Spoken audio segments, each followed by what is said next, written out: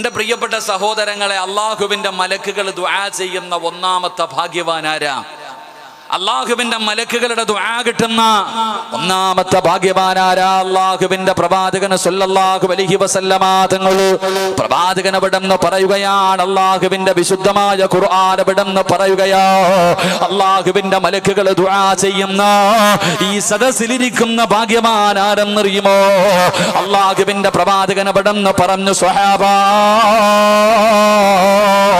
ജീവിതത്തിൽ എന്തെങ്കിലും തെറ്റു ചെയ്തു പോയി, നമ്മളൊക്കെ മനുഷ്യന്മാരാണല്ലോ, നമ്മളാരും മലക്കുകളല്ല, നമ്മൾ പാപം ചെയ്യുന്നവരാണ്, ജീവിതത്തിൽ പിഴവ് പറ്റാത്ത ഒരു മനുഷ്യനുമില്ലല്ലോ. അല്ലാഹുവേ, ജീവിതത്തിലെ സാഹചര്യത്തിന്റെ സമ്മർദ്ദം കാരണം നമ്മൾ എന്തെങ്കിലും ഒരു തെറ്റ് ചെയ്തു പോയാൽ, ചെയ്തു പോയ തെറ്റ് പടച്ചവനോട് ഏറ്റുപറഞ്ഞു കഴിഞ്ഞാൽ, കള്ള് കുടിച്ചവരുണ്ടല്ലോ, വ്യഭിചരിച്ചവരുണ്ടല്ലോ, പലിശ തിന്നവരുണ്ടല്ലോ, നിസ്കരിക്കാത്തവരുണ്ടല്ലോ, അല്ലാഹുവിനെ മറന്നുകൊണ്ട് നടക്കുന്നവരുണ്ടല്ലോ, അഹങ്കാരത്തോടെ നടക്കുന്നവരുണ്ടല്ലോ, ജീവിതത്തിൽ വന്നുപോയ ഒരു തെറ്റ് മനസ്സിലാക്കിയിട്ട് ആ തെറ്റ് പടച്ച റബ്ബിനോട് ആരെങ്കിലും ഏറ്റുപറഞ്ഞാൽ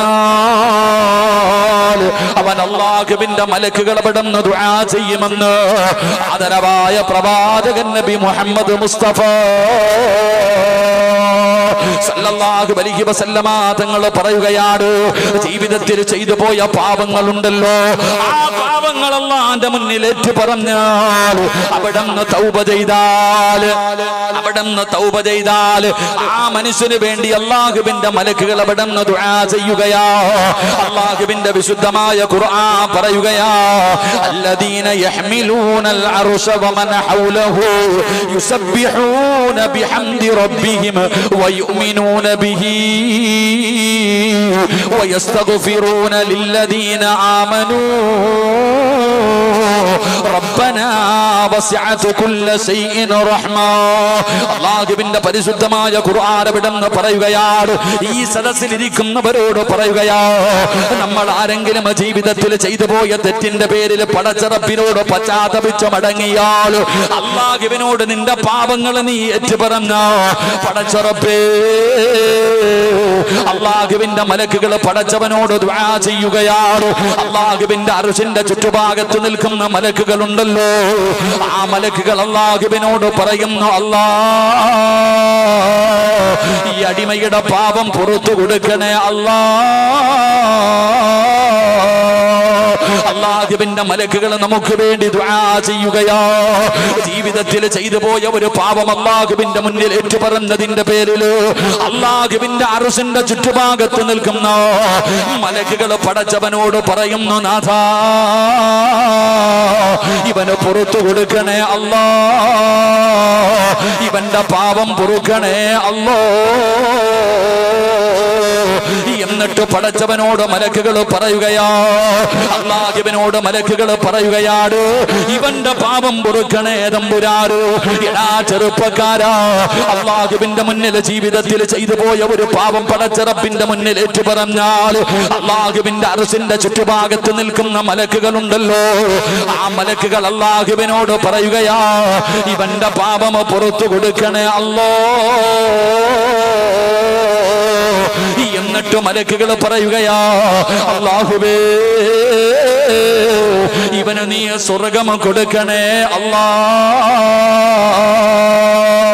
അല്ലാഹുവിന്റെ മലക്കുകൾ അവിടുന്ന് പറയുകയാണ്, എന്റെ പ്രിയപ്പെട്ടവരെ, നിസ്കരിക്കുന്നവർക്ക് കിട്ടുന്ന പ്രതിഫലത്തെ കുറിച്ചല്ല, ഖുർആൻ ഓതുന്നവരുടെ പ്രതിഫലമല്ല, സദഖ കൊടുത്തവരുടെ പ്രതിഫലമല്ല, പാതിരാത്രിയിൽ എഴുന്നേറ്റ് നിസ്കരിച്ചവരുടെ പ്രതിഫലമല്ല, സുന്നത്ത് നോമ്പ് പിടിച്ചവരുടെ പ്രതിഫലമല്ല, പള്ളി കെട്ടിക്കൊടുത്തവരുടെ പ്രതിഫലമല്ല.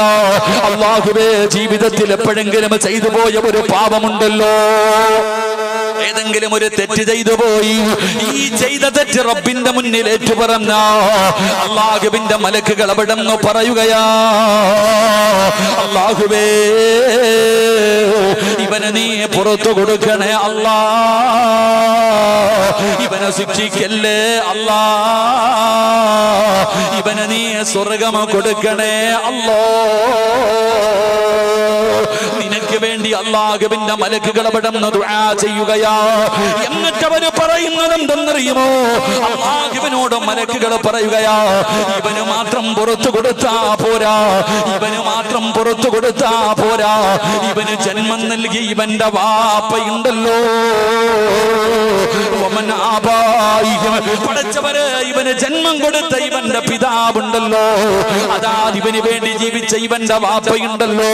അല്ലാഹുവേ, 9.5 മാസക്കാലം ഗർഭം ചുമന്ന മരണവേദനയുടെ വേദനയും നൊന്തു ഇവനെ പ്രസവിച്ച് ഇവനെ പാല് കൊടുത്ത് പോറ്റി വളർത്തിയ ഇവന്റെ ഉമ്മയുണ്ടല്ലോ അല്ലാ, ആ മാതാപിതാക്കൾക്കും നീ സ്വർഗ്ഗം കൊടുക്കണേ അല്ലാ. അല്ലാഹുവിന്റെ മലക്കുകൾ അവിടുന്ന് ദുആ ചെയ്യുകയാ. ചെയ്തു പോയ പാപം അല്ലാഹുവിന്റെ മുന്നിൽ ഏറ്റു പറയുമ്പോ നിനക്ക് സ്വർഗ്ഗം കിട്ടാൻ അവര് ദുആ ചെയ്യുകയാണ്. പടച്ചവരെ, നിന്റെ മാതാപിതാക്കൾക്ക് സ്വർഗ്ഗം കിട്ടാ ദുആ ചെയ്യുകയാ. എന്നിട്ട് മലക്കുകൾ പറയുന്നു, നാഥാ, ഇവന്റെ മാതാപിതാക്കൾക്ക് മാത്രം കൊടുത്താ പോരാ, പടച്ചവനെ ഇവന്റെ ദുഃഖത്തിനും ഇവന്റെ സന്തോഷത്തിനും ഇവന്റെ കൂടെ കഴിയുന്ന ഇവന്റെ പ്രിയപ്പെട്ട ഭാര്യയുണ്ടല്ലോ, ഇവന്റെ ഇണയുണ്ടല്ലോ,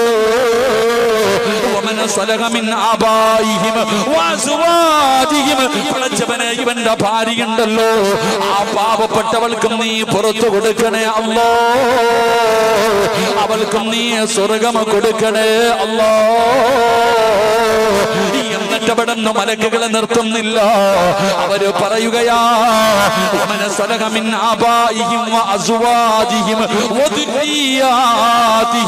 അല്ലാഹുവേ, ഇവന്റെ രക്തത്തിൽ പിറന്ന ഇവന്റെ മക്കളുണ്ടല്ലോ,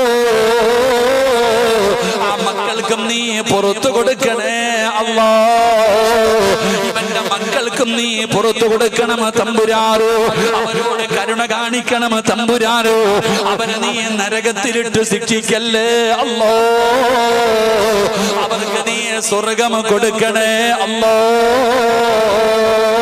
ആർക്ക് വേണ്ടിയെന്നറിയുവോ?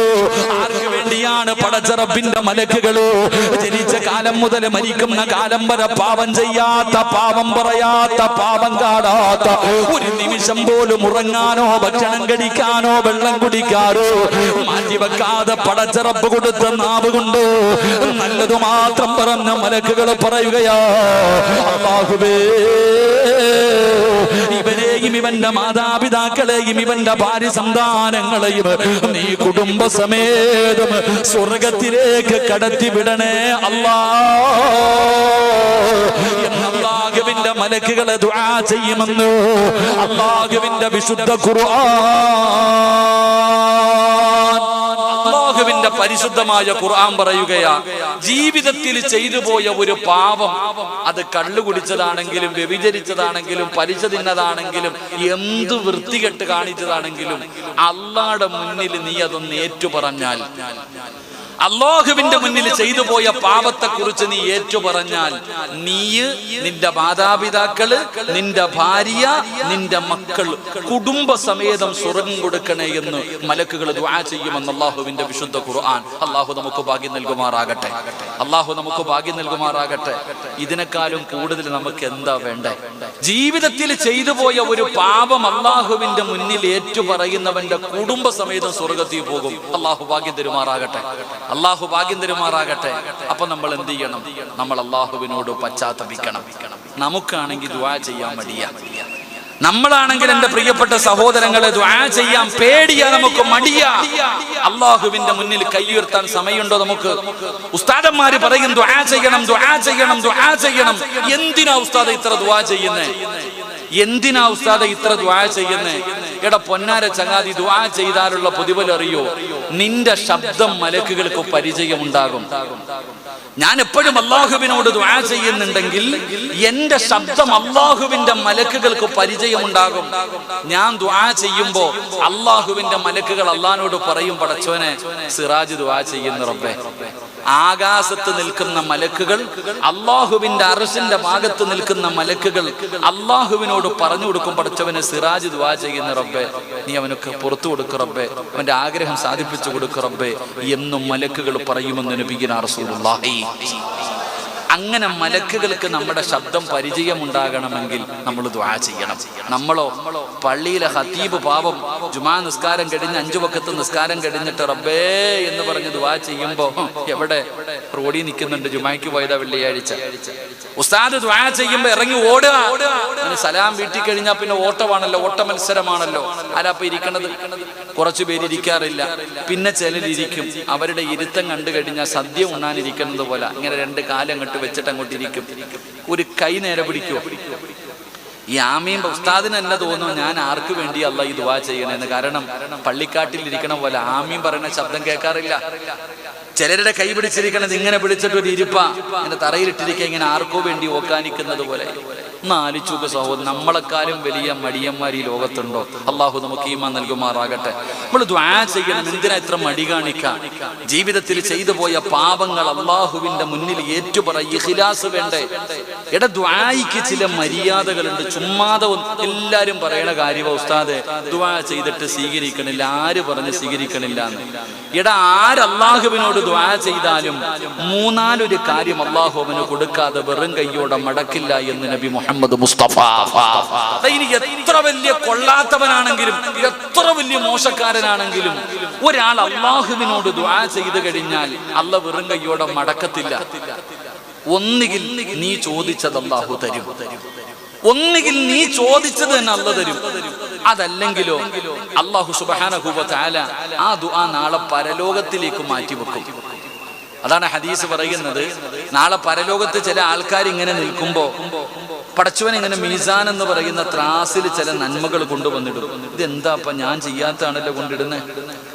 ഇതെന്താ പടച്ചവൻ? അപ്പഴാ പറഞ്ഞു കൊടുക്കണത്, നീ ദുനിയാവിൽ വെച്ച് ചെയ്ത ദുആ ഉണ്ടല്ലോ, ആ ദുആയ ഇത്. അന്ന് നീ ചോദിച്ചപ്പോ കിട്ടിയില്ല, അന്ന് നീ ചോദിച്ചപ്പോ ഈ ദുആയ്ക്ക് ഉത്തരം കിട്ടിയില്ല. ഇന്ന് അപ്പൊ മനുഷ്യൻ പറയൂ അത്രേ, ദുനിയാവി വെച്ച് ചെയ്ത ഒരു ദുആയും സ്വീകരിക്കാതിരുന്നാ മതിയായിരുന്നു, കാരണം ആഖിറത്തിൽ കിട്ടും. അപ്പൊ ഒന്നുകിൽ ദുആ ചെയ്താൽ ദുനിയാവിൽ വെച്ച് തന്നെ നീ ചോദിച്ചത് അല്ലാഹു തരും, അതല്ലെങ്കിൽ 2 ആഖിറത്തിലേക്ക് മാറ്റിവെക്കും, അല്ലെങ്കിൽ 3 എന്തെങ്കിലും അല്ലാഹു നിനക്ക് തരും.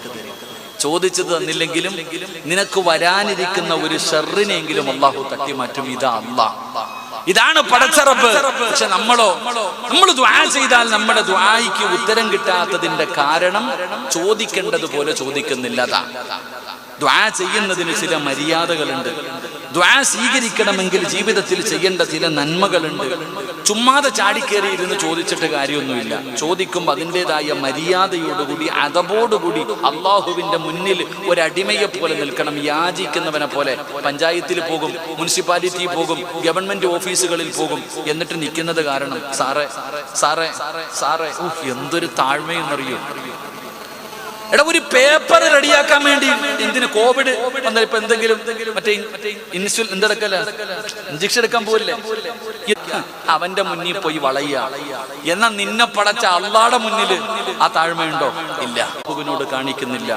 ദുആ ചെയ്താ സ്വീകരിക്കണോ? ദുആ ചെയ്താ സ്വീകരിക്കണോ? ഒരു കാര്യം ചെയ്തിട്ട് ദുആ ചെയ്താൽ അവന്റെ ദുആ തള്ളപ്പെടില്ല എന്ന് നബി മുഹമ്മദ് മുസ്തഫ സല്ലല്ലാഹു അലൈഹി വസല്ലമ തങ്ങൾ പറയുന്നു, ഒരു ദുആ അല്ലാഹു തള്ളപ്പെടില്ല. ഏത് ദുആ? ഏത് ദുആ? ബിസ്മി പറഞ്ഞുകൊണ്ട് ആരാണോ ദുആ ചെയ്യുന്നത് അവന്റെ ദുആയ്ക്ക് ഉത്തരമുണ്ടെന്ന് നബി മുഹമ്മദ് മുസ്തഫ. എന്ത് പറഞ്ഞുകൊണ്ട് ദുആ ചെയ്യണം? ഒന്ന് അവരെ പറഞ്ഞിട്ടുണ്ടോ? തിന്നുമ്പോ പറയണില്ലല്ലോ, പിന്നല്ലേ ദുആ ചെയ്യുമ്പോ. ഭക്ഷണം കഴിക്കുന്ന സമയത്ത് പറയാറുണ്ടോ? എന്ത് ബിസ്മി? കൈ കഴുകണില്ലല്ലോ ഉസ്താദേ, പിന്നല്ലേ. ആരാടാ ബിസ്മി? മട്ടൻ ബിരിയാണി എടുത്ത് വെണ്ടി വെച്ചിരിക്കുമ്പോ എന്ത് ബിസ്മി? നടന്ന് തിന്നുന്നവൻ, യാചിച്ച് തിന്നുന്നവൻ. നമ്മളൊക്കെ ദുആ ചെയ്യും, അല്ലാഹുവേ മരിക്കണ കാലം വരെ ആരുടെ മുന്നിലും യാചിക്കേണ്ട അവസ്ഥ വരത്തില്ലെന്ന്. ദുആ ചെയ്യൂലേ? ദുആ ചെയ്യൂലേ? എന്നിട്ട് എന്തിനാ കല്യാണ വീട്ടിൽ പോയിട്ട് യാചിക്കണ? ഇപ്പൊ പുതിയ മോഡൽ കണ്ടിട്ടില്ലേ? കല്യാണ വീട്ടിൽ പോകും, എന്നിട്ടൊരു പാത്രം എടുത്തിട്ട് ഇങ്ങനെ തെണ്ടുവാ. ഇങ്ങനെ കല്യാണ വീട്ടിൽ പോയിട്ട് ഇവിടെ ഉണ്ടോ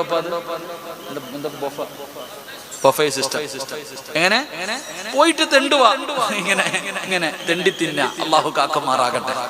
അതിന് പോകുന്നവനെ മടലി വെട്ടിയിട്ട് തല്ലണ്ടേ? ഞാൻ പോകാറില്ല അങ്ങനെയുള്ള കല്യാണത്തിന്. എനിക്ക് ഭക്ഷണം മുന്നിൽ കൊണ്ട് വെക്കണം, ഞാൻ അങ്ങോട്ട് പോയി അങ്ങനെ ഇരക്കാറില്ല. എന്റെ പ്രിയപ്പെട്ട സഹോദരങ്ങളെ, ബിസ്മി പറഞ്ഞിട്ട് ഭക്ഷണം കഴിക്കണം.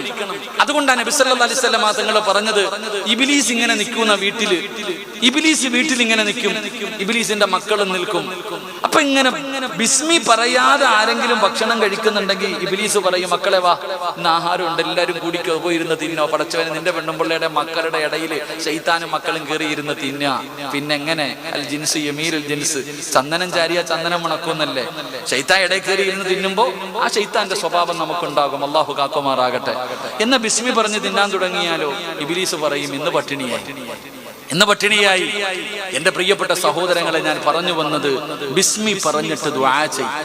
ഭക്ഷണം കഴിക്കുമ്പോ ബിസ്മി പറഞ്ഞിട്ട് വേണം കഴിക്കാൻ. ഞാൻ ഉദാഹരണം പറഞ്ഞതാ, അതുകൊണ്ടാ പറഞ്ഞത്. ഈ അടുത്തൊരു ഉമ്മ പറയുന്നു, ഉസ്താദ്, എന്റെ മക്കൾ തമ്മിൽ ശത്രുക്കളെ പോലെ കിടന്നടിക്കുക, കൂടപ്പിറപ്പുകൾ. ഒരു ഉമ്മയുടെ 2 മക്കൾ, ജ്യേഷ്ഠനും അനിയനും ശത്രുവിനെ പോലെ തല്ലുക. അതിന്റെ കാരണം എന്താ? എന്റെ പ്രിയപ്പെട്ട സഹോദരങ്ങളെ, ഈ നാട്ടിൽ അള്ളാഹു ഇഷ്ടപ്പെടുന്ന ഏറ്റവും നല്ല ഭവനം ഏതെന്നറിയോ? അള്ളാഹു ഇഷ്ടപ്പെടുന്ന ഈ നാട്ടിലെ ഏറ്റവും നല്ല വീട് ഒരുമിച്ചിരുന്ന് ഒരു പാത്രത്തിൽ ഭക്ഷണം കഴിക്കുന്ന വീടാണെന്ന് നബി മുഹമ്മദ് മുസ്തഫ. ഏത് വീട്? ഭാര്യയും ഭർത്താവും മക്കളും ഒരുമിച്ചിരുന്ന്, ആരുടെ വീട്ടിലിരുന്നാണ് ഒരുമിച്ചിരുന്ന് ഭക്ഷണം കഴിക്കുന്നത്, ആ വീട്ടിലാണ് അള്ളാഹു ഈ നാട്ടിൽ ഏറ്റവും ഇഷ്ടപ്പെടുന്ന വീട്. അള്ളാഹു നമ്മുടെ വീട് അങ്ങനെ ആക്കി തരുമാറാകട്ടെ. നിങ്ങൾ ആരെങ്കിലും അങ്ങനെ കഴിക്കാറുണ്ടോ? ഭാര്യയും ഭർത്താവും മക്കളും ഒരുമിച്ചിരുന്ന് ഒരു പാത്രത്തിൽ കഴിക്കണ ആരെങ്കിലും ഉണ്ടെങ്കിൽ ഒന്ന് കൈപൊക്കിക്കേ. ചുമ്മാതല്ല വീട്ടിൽ ബദർ യുദ്ധം നടക്കുന്നേ. എങ്ങനെ തിന്നാനാ? അതെങ്ങനെ തിന്നാനാ? പണ്ടങ്ങനെ ഭർത്താവ് കഴിച്ചതിന്റെ ബാക്കി കഴിക്കാൻ ഭാര്യ നോക്കി നിൽക്കും, ബറക്കത്തിന് ഇത്തിരി വെക്കും, അതേ പാത്രത്തിൽ കഴിക്കും, ഇല്ലെങ്കിൽ ഒരു പാത്രത്തിൽ കഴിക്കും. ഇന്നോ നിങ്ങൾ ആരെങ്കിലും തിന്നിട്ട് നിങ്ങളുടെ ബാക്കി നിങ്ങളുടെ ഭാര്യയ്ക്ക് കൊടുത്തു നോക്കും, ഓളത് തിന്നൂല. എന്തിനും മക്കൾക്ക് കൊടുക്ക്. എടാ, പണ്ട് നമ്മുടെ ഉമ്മ ഒരു ചെറിയ ചട്ടിക്കകത്ത് ചോറും കറിയും എല്ലാം കൂടെ വാരിയിട്ടിട്ട് ഈ സിമെന്റ് കുഴക്കണ പോലെ ഒരു കുഴച്ചിട്ട് ഇങ്ങനെ വാരി തരുമ്പോ ഓടിച്ചെന്ന് ആർത്തിയോടെ തിന്നും. ഞാൻ തിന്നിട്ടുണ്ട്, നിങ്ങളും തിന്നിട്ടുണ്ട്.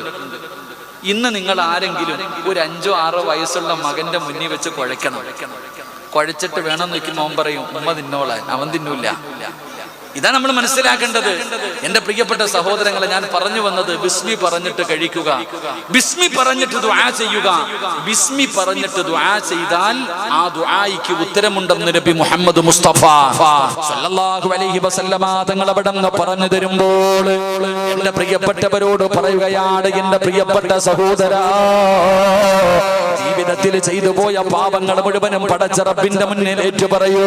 ഉസ്താദേ, എന്റെ ദുആ അല്ലാഹു സ്വീകരിക്കുന്നില്ല. സ്വീകരിക്കാതിരിക്കാനുള്ള കാരണം എന്തെന്നറിയോ? ചോദിക്കേണ്ടതുപോലെ നീ ചോദിക്കാത്തത് കൊണ്ടാ. അല്ലാഹുവിനോട് ചോദിക്കേണ്ടതുപോലെ ചോദിക്കാത്തത് കൊണ്ടാ. എങ്ങനെയാണ് ചോദിക്കേണ്ടതെന്നറിയോ? പാപങ്ങളോരോ ഉസ്താദ് പറഞ്ഞു തരികയാ. എങ്ങനെയാണ് പടച്ച റബ്ബിനോട് തൗബ ചെയ്യേണ്ടതെന്നറിയോ? എങ്ങനെയാണ് ദുആ ചെയ്യേണ്ടതെന്നറിയോ? പൊറുക്കന്റെ പാപമാ സയ്യിദി വെറുക്കാതെ പൊറുക്കുന്നവനാരുണ്ട് നീയല്ലാതെ. ഇഹലോകാർഭാടങ്ങളെന്നെ വലച്ചതാ,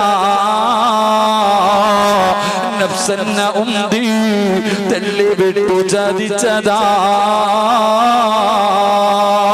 അല്ലാതെ ധിക്കരിച്ചല്ല റബ്ബേ നിന്നെ, അതുകൊണ്ട് ആട്ടരുതിലാഹേ എന്നെ.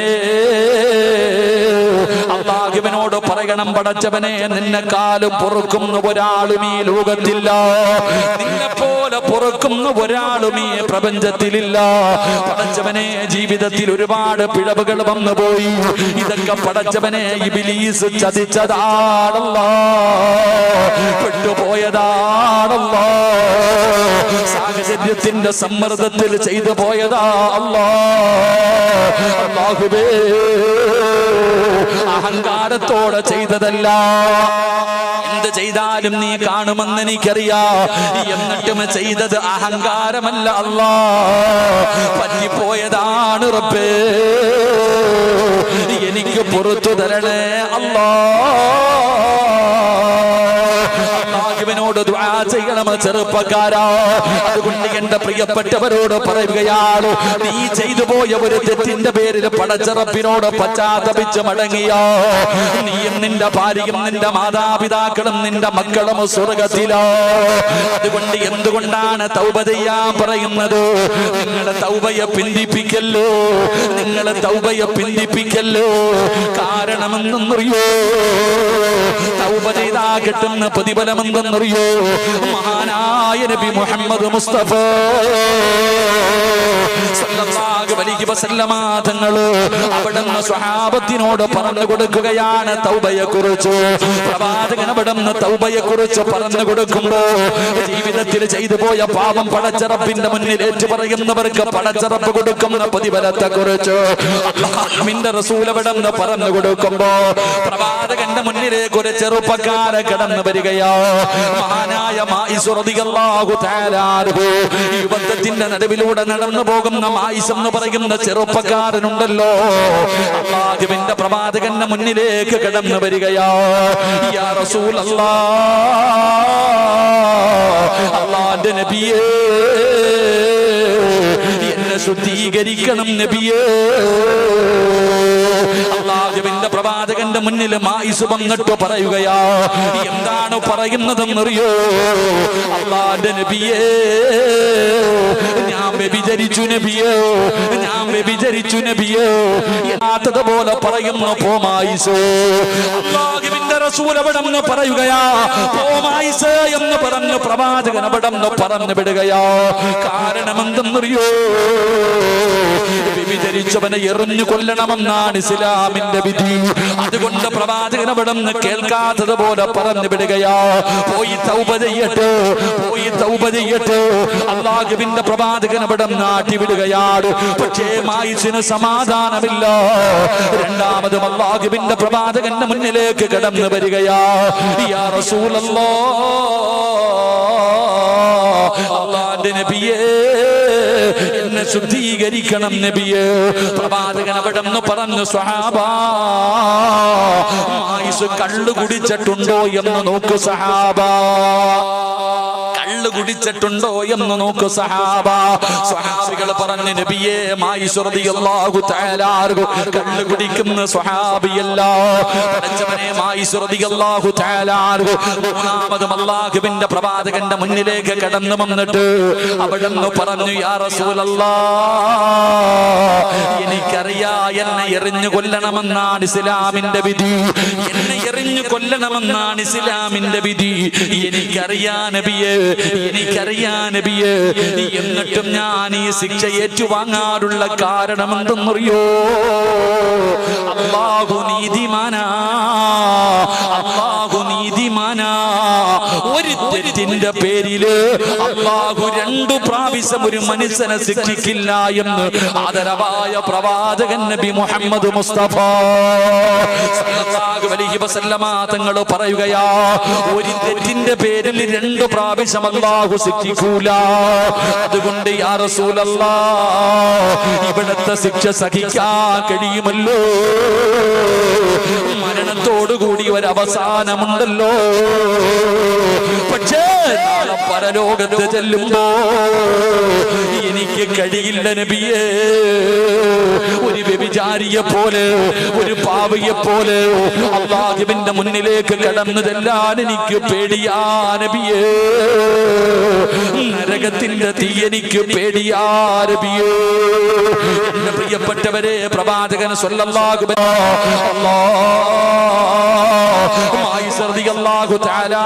എറിഞ്ഞു കൊല്ലാൻ പറയുമ്പോ പടച്ച റബ്ബേ, സ്വഹാബികൾ അവിടെ നിന്ന് ഏറു തുടങ്ങി. സ്വഹാബികളെ കല്ലെടുത്തെറിയാൻ തുടങ്ങി. മായിസ് റളിയല്ലാഹു തആല വേദന സഹിക്കാൻ കഴിയാതെ ഓടുകയാ. മായിസ് തങ്ങൾ വേദന സഹിക്കാൻ കഴിയാതെ ഓടി രക്ഷപ്പെടുകയാണ്. പടച്ചവരെ, സ്വഹാബികൾ വന്ന് പറഞ്ഞു, യാ റസൂലല്ലാഹ്, മായിസ് ഓടി രക്ഷപ്പെട്ടു നബിയേ. പ്രവാചകന് സമാധാനമായി, പ്രവാചകന് സമാധാനമായി. കുറച്ചു കഴിയുമ്പോ ശരീരത്തിലൂടെ രക്തമൊലിപ്പിച്ചു കൊണ്ടുവരുന്നു മായിസ്. യാ റസൂലല്ലാഹ്, അറിയാതെ ഓടിപ്പോയതാ നബിയേ. ശരീരം വേദനിച്ചപ്പോ ഓടിയതാണ് നബിയേ. ഒരു കുഴി കുത്തിയിട്ട് ആ കുഴിക്കകത്തി എന്നെ ഇറക്കി നിർത്തിയിട്ട് എറിയാ പറ നബിയേ. ഓടണമെന്ന് വിചാരിച്ചാൽ എന്നെ കൊണ്ട് കഴിയില്ലല്ലോ. ചെറുപ്പക്കാരാ, എന്തുകൊണ്ടാണ് ഈ ശിക്ഷ ഏറ്റുവാങ്ങാനുള്ള കാരണമെന്തെന്നറിയോ? ഇവിടെ വെച്ച് അതിന്റെ ശിക്ഷ ഏറ്റുവാങ്ങിക്കഴിഞ്ഞാൽ നാളെ പടച്ചറപ്പിന്റെ മുന്നിൽ രക്ഷപ്പെടാൻ കഴിയുമല്ലോ. അതുകൊണ്ടായിരുന്നടാ ചെറുപ്പക്കാരാ, അതാ ഒരു പെണ്ണ് കിടന്നു വരികയാ. മായിസ് റളിയല്ലാഹു തആല ഇവനെ എറിഞ്ഞു കൊന്ന കഥ കേട്ടപ്പോ ഒരു പെണ്ണ് കിടന്നു വരികയാണ് നബിയേ. രണ്ടാമത്തെ പ്രതി ഞാനാ. എന്റെ വയറിനകത്ത് കിടക്കുന്ന കുഞ്ഞു മായിസിന്റെ കുഞ്ഞാണ് നബിയേ. പടച്ചവരെ, അല്ലാഹുവിന്റെ പ്രവാചകന്റെ മുന്നിൽ വന്നിട്ട് പറയുന്നു, എനിക്കുള്ള ശിക്ഷ തരാറ്. റസൂലുള്ളാഹി തങ്ങൾ പറഞ്ഞു, നീ ഗർഭിണിയല്ലോ, നീ പ്രസവിച്ചു കഴിഞ്ഞു വരാറ് പറഞ്ഞു വിടുകയാണ്. ആ പെണ്ണ് തന്റെ വീട്ടിലേക്ക് കടന്നു ചെന്നു. 9.5 മാസം കഴിഞ്ഞു. അവിടെ നിന്ന് പ്രസവിച്ചു കഴിഞ്ഞപ്പോ ചോര കുഞ്ഞിനെയും എടുത്തുകൊണ്ട് മുത്തുനബിയുടെ ചാരത്തേക്ക് കടന്നു വരികയോ.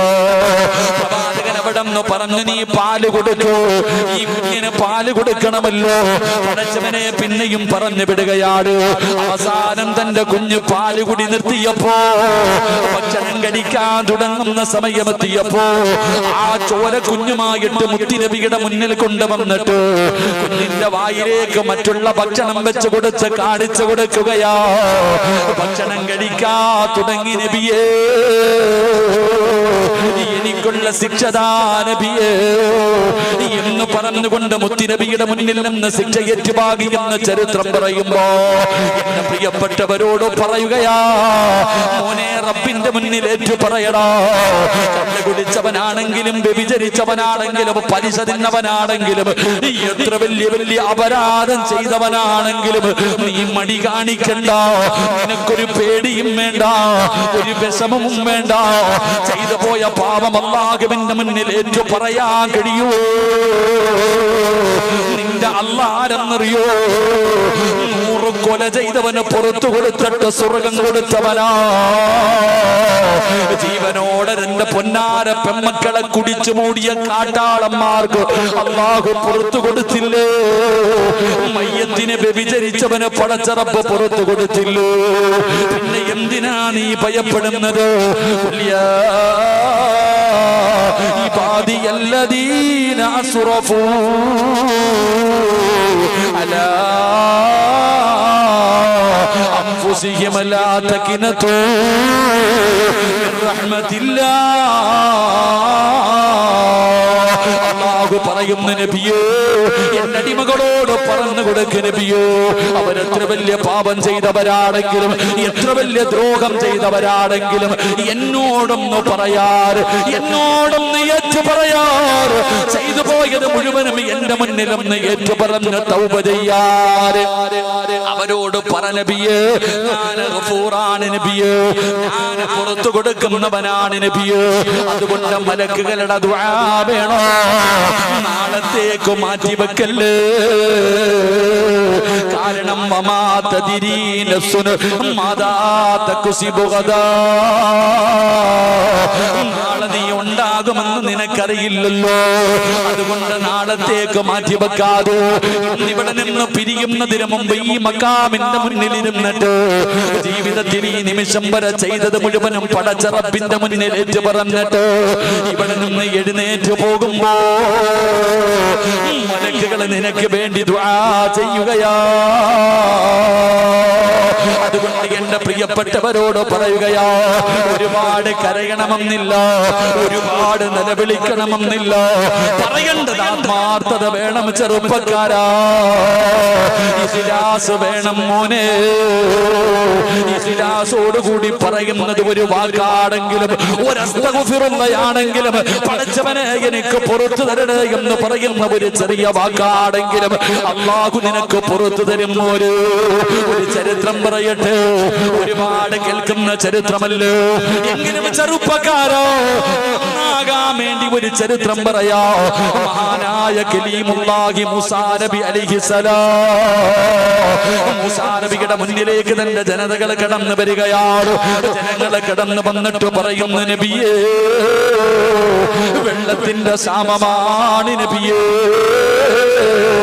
കുടിക്കാ വെള്ളമില്ല നബിയേ, മൃഗങ്ങൾ പോലും വലിയ പ്രയാസത്തിലാണ് നബിയേ, അതുകൊണ്ടൊരു പരിഹാരം കാണണം നബിയേ. മൂസാ നബി അലൈഹിസ്സലാം അവിടെന്ന് പറയുകയാണ്, ജനങ്ങളോട് പറഞ്ഞു ഒരു ദിവസം ഒരുമിച്ച് കൂടാറ്, എല്ലാവരും ഒരു ഗ്രൗണ്ടിൽ ഒരുമിച്ച് കൂടാറ്. പഠിച്ചവനെ അങ്ങനെ ജനങ്ങളുടെ മുഴുവനും ഒരുമിച്ച് കൂടുകയാണ്.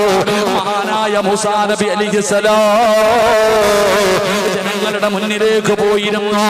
ചരിത്രം പറയുകയാണ്, 70,000-ൽ പരം വരുന്ന ജനങ്ങളുണ്ടായിരുന്നു. മൂസാ നബി അലൈഹിസ്സലാം പ്രപഞ്ചത്തിന്റെ അധിപനായ പടച്ചറപ്പിന്റെ ദർബാറിലേക്ക് തന്റെ ഇരുകരങ്ങൾ ഉയർത്തിയിട്ട് മൂസാ നബി ദുആ ചെയ്യുകയാ, അല്ലാഹുവേ മഴ തരണേ അല്ലാ, വല്ലാത്ത പ്രയാസമാ അല്ലാ. മഴ കിട്ടുന്നതിന് വേണ്ടി ദുആ ചെയ്യുകയാ. പടച്ചവനെ മഴ വരുന്നില്ല, അടയാളം കാണുന്നില്ല. മൂസാ നബി പിന്നെയും ദുആ ചെയ്യുകയാ. അപ്പോഴാണ് വിളിച്ചു പറയുന്നു, മൂസാ ദുആ സ്വീകരിക്കില്ല മൂസാ, മഴ പെയ്യില്ല മൂസാ. കാരണം എന്തെന്നറിയോ, അങ്ങയുടെ മുന്നിലിരിക്കുന്ന ജനങ്ങളുടെ നടുവിലോ 40 കൊല്ലമായിട്ട് പടച്ചറപ്പിനെ മറന്നു നടക്കുന്ന ഒരു ധിക്കാരിയുണ്ട്. അല്ലാഹു ചെയ്തു കൊടുക്കുന്ന അനുഗ്രഹങ്ങളുടെ മുഴുവനും 2 കൈയും നീട്ടി സ്വീകരിച്ചിട്ട് അല്ലാഹനെ മറന്നുകൊണ്ട് നടക്കുന്ന ഒരുത്തരും 40 വർഷമായിട്ട് മറന്നു നടക്കുന്നവനോ, അവനീ സദസ്സിരിപ്പുണ്ട്. അവൻ എഴുന്നേറ്റ് പോകാൻ പറ, അവൻ എഴുന്നേറ്റ് പോകാൻ പറ. അല്ലാഹുവേ മൂസാ നബി വിളിച്ചു പറയുകയാ, ആരാ?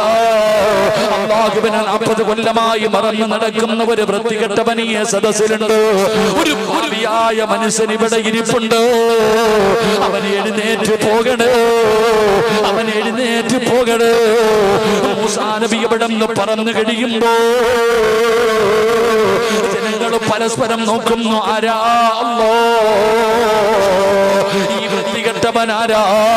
ഇത്രയും വലിയ പാവി ആരാ? ജനങ്ങൾ മുഴുവനും പരസ്പരം നോക്കുകയാണ്. ഒരാൾ പോലും എഴുന്നേറ്റ് പോകുന്നില്ല. അപ്പോഴാണ് 40 കൊല്ലമായിട്ട് അല്ലാഹനെ മറന്ന് നടക്കുന്ന മനുഷ്യനുണ്ടല്ലോ, അവനവിടെ ചിന്തിച്ചു, അല്ലാഹ് എന്നെ കുറിച്ചാണല്ലോ പറയുന്നത്, എന്നെ കുറിച്ചാണല്ലോ പറയുന്നത്. ഞാനിവിടെ നിന്ന് എഴുന്നേറ്റ് പോയാ ജനങ്ങൾ അറിയുമല്ലോ, നാണം കെടുമല്ലോ.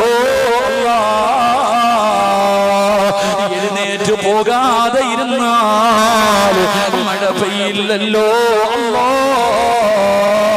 ആ മനുഷ്യനവിടുന്ന് തന്റെ കുറ്റബോധം വരികയാണ്. ചെയ്തു പോയ പാപങ്ങളെ കുറിച്ചുള്ള ഓർമ്മകളെന്ന് വരികയാണ്. ആ മനുഷ്യൻ ചെയ്തത് എന്തെന്നറിയോ? അല്ലാഹുവേ തന്റെ മുട്ടിലേക്ക് തന്റെ തലയങ്ങ് താഴ്ത്തി വെക്കുകയാ. അവിടുന്ന് തലയങ്ങ് താഴ്ത്തി വെച്ചിട്ട് ആ മനുഷ്യൻ അല്ലാഹുവോട് പറയുകയാ, അല്ലാഹുവേ ഇന്നുവരെ ചെയ്തത് പാപമാ അല്ലാഹ്, സമ്മതിക്കുന്നു അല്ലാഹ്, കുറ്റബോധമുണ്ട് റബ്ബേ. എങ്ങനെയാണ് തൗബ ചെയ്യേണ്ടതെന്ന് പോലും എനിക്കറിയില്ല അല്ലാഹ്. എങ്ങനെയാണ് ചെയ്തു പോയ പാപങ്ങൾ നിന്നോട് പറയേണ്ടതെന്ന് എനിക്കതുപോലും അറിയില്ല അല്ലാഹ്. എങ്കിലും ഞാൻ പറയുകയാ, ഇനി ഒരിക്കലും ചെയ്യില്ല അല്ലാഹ്. ഇനി ഒരിക്കലും നിന്നോട് ഞാൻ എതിര് പ്രവർത്തിക്കില്ല. ഇന്നുവരെ ചെയ്തത് പൊറുത്തുതാ അല്ലാഹ്. ചെയ്തത് എനിക്ക് പുറത്തു താ അല്ലാഹ്. എന്നിട്ട് ആ മനുഷ്യൻ പറയുന്നു, അല്ലാഹ് എന്റെ തൗബ സ്വീകരിച്ചാൽ, എന്റെ പാപം പൊറുത്താൽ മഴ തരണേ അല്ലാഹ്, മഴ തരണേ അല്ലാഹ്. ആകാശത്ത് കാർമേഘം വരികയാണ്. ജനങ്ങൾ മുഴുവനും മഴ വരുന്നത് കണ്ടപ്പോ സന്തോഷം കൊണ്ടവരോടുകയാ. ആകാശത്ത് നിന്ന് മഴത്തുള്ളികൾ ഭൂമിയുടെ മടിത്തട്ടിലേക്ക് പെയ്തിറങ്ങുകയാണ്. മൂസാ നബിക്ക് അത്ഭുതമായി, റബ്ബേ ഒരാളും എഴുന്നേറ്റ് പോയില്ലല്ലോ, ഒരാളും എഴുന്നേറ്റ് പോയില്ലല്ലോ. അലൈഹിസ്സലാം കടന്നു വന്നിട്ട് പറഞ്ഞു കൊടുക്കുകയാ, മൂസ നബിയേ ആ മനുഷ്യൻ അല്ലാഹുവിനോട് തൗബ ചെയ്തു. ആ മനുഷ്യന്മാരെ അല്ലാഹുവിന് വല്ലാത്ത ഇഷ്ടമാ. പടച്ച റബ്ബിനെ പേടിച്ച് 5 നേരം നിസ്കരിച്ച് നടക്കുന്നവർ അല്ലാഹുവിന് വല്ലാത്ത ഇഷ്ടമാ. ഇതുപോലെ ജീവിതത്തിൽ ചെയ്തു പോയ തെറ്റുണ്ടല്ലോ, ആരെങ്കിലും അല്ലാഹുവിനോട് ഏറ്റു പറഞ്ഞാൽ അവന് അല്ലാഹുവിന് വല്ലാത്ത ഇഷ്ടമാണെന്ന് ആദരവായ പ്രവാചകൻ നബി മുഹമ്മദ് മുസ്തഫ സല്ലല്ലാഹു അലൈഹി വസല്ലമ തങ്ങൾ പറയുമ്പോ അല്ലാഹുവിന്റെ മലക്കുകളുടെ ദുആ കിട്ടുന്ന ഒന്നാമത്തെ വിഭാഗം ആരെന്നറിയോ? ജീവിതത്തിൽ ചെയ്തു പോയ പാപങ്ങൾ അല്ലാഹുവിന്റെ മലക്കുകൾ ദുആ ചെയ്യുമെന്ന് അല്ലാഹുവിന്റെ വിശുദ്ധ ഖുർആൻ. രണ്ടാമത്തെ വിഭാഗമാരാ? അല്ലാഹുവിന്റെ പ്രവാചകൻ അവിടുന്ന് പറഞ്ഞു തരികയാ. അല്ലാഹുവിന്റെ ഖുർആൻ അവിടുന്ന് പറയുകയാണ്, എന്റെ പ്രിയപ്പെട്ട സഹോദരങ്ങള്, നമ്മളൊക്കെ നമസ്കരിക്കുന്നവരാണല്ലോ, പള്ളിയിലെ ഖതീബിന്റെ പുറകിൽ നിന്ന് നിസ്കരിക്കുന്നവരാണല്ലോ. ഉസ്താദ് അവിടുന്ന് ഫാത്തിഹ ഓതുമല്ലോ. മലക്കുകളുടെ ദുആ കിട്ടുന്ന രണ്ടാമത്തെ വിഭാഗം, അല്ലാഹുവിന്റെ പള്ളിയിൽ നമ്മൾ നമസ്കരിക്കാൻ പോകും. പള്ളിയിലെ ഖതീബ് ഉസ്താദ് ഫാത്തിഹ ഓതും, പള്ളിയിലെ ഇമാമ് ഫാത്തിഹ ഓതും. ആ ഫാത്തിഹ ഓതി തീർന്നതിന് ശേഷം ഉസ്താദ് പറയും ആമീൻ വലല്ലാലീൻ, ആമീൻ. ആ ആമീൻ എന്ന് പറയുന്ന സമയം ആരാണോ എന്റെ പ്രിയപ്പെട്ട സഹോദരങ്ങളെ ആ സമയത്ത് ആമീൻ പറയുന്നത്, അവൻ അല്ലാഹുവിന്റെ മലക്കുകളുടെ ദുആ കിട്ടുമെന്ന് നബി മുഹമ്മദ് മുസ്തഫ സല്ലല്ലാഹു അലൈഹി വസല്ലമ തങ്ങൾ പറയുന്നു, ഉസ്താദ് വലല്ലാലീൻ ആമീൻ എന്ന് ഉസ്താദ് പറയുന്നതിന് മുമ്പേ നമ്മൾ ആമീൻ പറയും, ഇല്ലേ? ഉസ്താദ് ആമീൻ പറയുന്നതിന് മുമ്പേ നമ്മൾ പറഞ്ഞിട്ടുണ്ടാവും. അങ്ങനെ ചില ബിരുദന്മാരുണ്ട്, ഖതീബ് സുജൂദിൽ എത്തുന്നതിന് മുമ്പേ സുജൂദിൽ പോയിട്ട് നോക്കിയിരിക്കുന്ന ആൾക്കാരില്ലേ? അല്ലാഹു കാക്കുമാറാകട്ടെ, അല്ലാഹു കാക്കുമാറാകട്ടെ, ഇല്ലേ? ഉസ്താദ് സുജൂദിൽ എത്തിയിട്ടില്ല, അതിനു മുമ്പേ സുജൂദിൽ പോയി കിടക്കുന്ന ആൾക്കാരില്ലേ? നാളെ പന്നിയുടെ കോലത്തിൽ എഴുന്നേറ്റ് വരും. അല്ലാഹു കാക്കുമാറാകട്ടെ. ഏത് കോലത്തിൽ? പന്നിയുടെ കോലത്തിലാണ് നാളെ പരലോകത്ത് അവർ കടന്നു വരുന്നത്. അല്ലാഹു കാത്തിരക്ഷിക്കുമാറാകട്ടെ. എന്റെ പ്രിയപ്പെട്ട സഹോദരങ്ങളെ, ഇഹ്ദിന സിറാത്തൽ മുസ്തഖീം സിറാത്തൽ ലദീന അൻഅംത അലൈഹിം ഗൈറിൽ മഗ്ദൂബി അലൈഹിം വലല്ലാലീൻ. എന്റെ പ്രിയപ്പെട്ടവരെ, ഇമാം ഓതുമ്പോ എന്ത് പറയണം? ആമീൻ എന്ന്. ഹുറൈറ റളിയല്ലാഹു തആല അൻഹു അന്ന നബി സല്ലല്ലാഹു അലൈഹി വസല്ലം ഖാൽ ഇദാ അമ്മനൽ ഇമാമ ഫഅമ്മിനു ഫഇന്നഹു മൻ വാഫഖ. റസൂലുള്ളാഹി സ്വല്ലല്ലാഹു അലൈഹി വസല്ലം തങ്ങൾ പറയുന്നു, ഇമാം ആമീൻ ചൊല്ലിയാൽ നിങ്ങളും ആമീൻ ചൊല്ലുക, നിങ്ങളും ആമീൻ ചൊല്ലുക. ഒരാളുടെ ആമീൻ ചൊല്ലൽ മലക്കുകളുടെ ആമീനുമായി, ആ രണ്ടുമായി ഒരുമിച്ചാണ് ചെയ്യുന്നതെങ്കിൽ അവൻ ചെയ്തു പോയ പാപങ്ങൾ അല്ലാഹു പുറത്തു കൊടുക്കുമെന്ന് മഹാനായ നബി മുഹമ്മദ് മുസ്തഫ. നമ്മൾ ആമീൻ ഇമാമു വലല്ലാലീൻ എന്ന് പറഞ്ഞു, ആമീൻ. ആ സമയത്ത് നമ്മൾ ആമീൻ പറയുമ്പോ നമ്മളുടെ ആമീനും മലക്കുകളുടെ ആമീനും തമ്മിൽ യോജിച്ചു കഴിഞ്ഞാൽ നീ രക്ഷപ്പെട്ടു. നിന്റെ പാപങ്ങൾ മുഴുവനും അല്ലാഹു പുറത്തു തരും. സഹീഹുൽ ബുഖാരിയിലുള്ള ഹദീസ. അല്ലാഹു നമുക്ക് ഈമാൻ നൽകുമാറാകട്ടെ, അല്ലാഹു നമുക്ക് ഈമാൻ നൽകുമാറാകട്ടെ. എന്റെ പ്രിയപ്പെട്ടവരെ, നമ്മുടെ പാപങ്ങൾ പൊറുക്കാൻ അതൊരു കാരണമാണ്. നമ്മുടെ പാപങ്ങൾ പൊറുക്കുവാൻ എന്റെ പ്രിയപ്പെട്ട സഹോദരങ്ങളെ, പള്ളിയിൽ പോയി നിസ്കരിക്കുക. നിസ്കരിക്കുമ്പോ ഇമാമിന്റെ കൂടെ, അതെങ്ങനെ? ഉസ്താദ് വലിയ സൂറത്താണ് ഓതുന്നതെങ്കിൽ തീരാറാകുമ്പോഴേ നമ്മൾ കയറത്തുള്ളൂ. ഉസ്താദ് വലിയ സൂറത്താണ് ഓതുന്നതെങ്കിൽ തീരാറാകുമ്പോഴേ കയറത്തുള്ളൂ. ഉസ്താദ് എങ്ങാനും വലിയ സൂറത്ത് ഓതി ആലോചിച്ച് വയ്ക്ക്, പിന്നെ പരാതിയ കമ്മിറ്റി ഓഫീസിൽ പരാതിയ ഉസ്താദ് ഇങ്ങനെ വലിയ സൂറത്ത് ഓതിയ. എന്റെ പ്രിയപ്പെട്ട സഹോദരങ്ങളെ, നിസ്കാരത്തിന്റെ ഓത്ത് ദീർഘിപ്പിക്കണമെന്നാണ്. ഒറ്റയ്ക്ക് നിസ്കരിക്കുന്ന സമയത്തൊക്കെ നമ്മൾ എന്ത് ചെയ്യണം? നിസ്കാരം ദീർഘിപ്പിക്കണം, ഖുർആൻ പാരായണം ദീർഘിപ്പിക്കണം. നിസ്കാരം ദീർഘിപ്പിച്ചു കഴിഞ്ഞാൽ അവന്റെ മരണവേദന അള്ളാഹു എളുപ്പമാക്കി കൊടുക്കും, അവന്റെ മരണം അള്ളാഹു എളുപ്പമാക്കി കൊടുക്കും. അള്ളാഹു നമുക്ക് ഭാഗ്യം നൽകുമാറാകട്ടെ. പിന്നെ ഉസ്താദന്മാര് ചെറിയ സൂറത്ത് ഓതുന്നത് വെറുതെ അല്ല. നിങ്ങൾ ചോദിക്കുമല്ലേ, എന്തുവാടാ ഉസ്താദ് എന്നും ഈ വദ്ദുഹ തന്നെ, ഉസ്താദ് എന്നും വദ്ദുഹ തന്നെ ഓതുന്നത്, എന്താ ഉസ്താദിന് വലിയ സൂറത്തൊന്നും അറിയത്തില്ലേ എന്ന് ചോദിക്കുന്ന വാപ്പമാരുണ്ട്. പാപ്പ മുത്തുനബി സല്ലല്ലാഹു അലൈഹി വസല്ലം തങ്ങൾ പറഞ്ഞിട്ടുണ്ട്, ഇമാമുമാര് ചെറിയ സൂറത്ത് ഓതിയിട്ടേ നിസ്കരിക്കാവൂ. പള്ളിയിലെ ഖതീബന്മാർ എന്ത് ചെയ്യണം? ചെറിയ സൂറത്ത് ഓതിയിട്ട് നിസ്കരിക്കണം. കാരണം എന്താ? ഇപ്പൊ ഇവിടത്തെ പള്ളിയിലെ ഖതീബ് നിസ്കരിക്കുമ്പോ എത്രയോ പ്രായമുള്ളവർ ഉസ്താദിന്റെ പുറകെ നിൽക്കുന്നുണ്ട്, രോഗികൾ നിൽക്കുന്നുണ്ട്. യാത്രക്കാര് പള്ളി കണ്ടപ്പോ ഒന്ന് നിസ്കരിച്ചിട്ട് പോകാന്ന് പറഞ്ഞ് ചാടിക്കേറി നിന്നതാ. ഉസ്താദ് ബക്കറ ഓതിക്കൊണ്ടിരുന്ന ഈ പുറകെ നിൽക്കുന്നവൻ പറയും, പടച്ചോൻ ഇങ്ങേരെന്താ ഹത്ത ഓതുന്നു, അല്ല തീരുന്നില്ല. അല്ല, ചിന്തിച്ചു നോക്ക്. എടാ, ഇമാമിന്റെ പുറകെ നിൽക്കുന്നവനെ പ്രയാസപ്പെടുത്തരുത്. അതാ മനസ്സിലാക്കേണ്ടത്. ഇബാദത്തിന്റെ വിഷയം പോലും, നിസ്കരിക്കുന്ന സമയത്ത് പോലും തന്റെ പുറകിൽ നിൽക്കുന്നവരെ പ്രയാസപ്പെടുത്തരുതെന്ന അള്ളാന്റെ ദീൻ പഠിപ്പിക്കുന്നത്. അള്ളാഹു ഈമാൻ നൽകുമാറാകട്ടെ. അപ്പൊ ഉസ്താദ് വലിയ സൂറത്ത് ഓതിക്കൊണ്ട് നിന്നാ നമ്മൾ പുറകെ നിന്നിട്ട് ഇങ്ങനെ ആക്ക, എന്തിന് നിർത്താൻ? നമ്മൾ നിർത്താൻ. നമ്മൾ ആരെന്നറിയോ? ഈ പറഞ്ഞതിനർത്ഥം കുൽഹുവല്ല ഇന്നാത്തനെ അടിക്കണമെന്നല്ല. നമ്മളാരാ? റമളാൻ മാസം വരുമ്പോ ചില പള്ളികളിൽ ഹത്ത ഓതും, അവിടെ പോകത്തില്ല. വല്ലുഹ മുതൽ താഴോട്ട് ഓതുന്ന പള്ളി തെരഞ്ഞു പോകുന്ന ബിരുദന്മാരാ നമ്മൾ.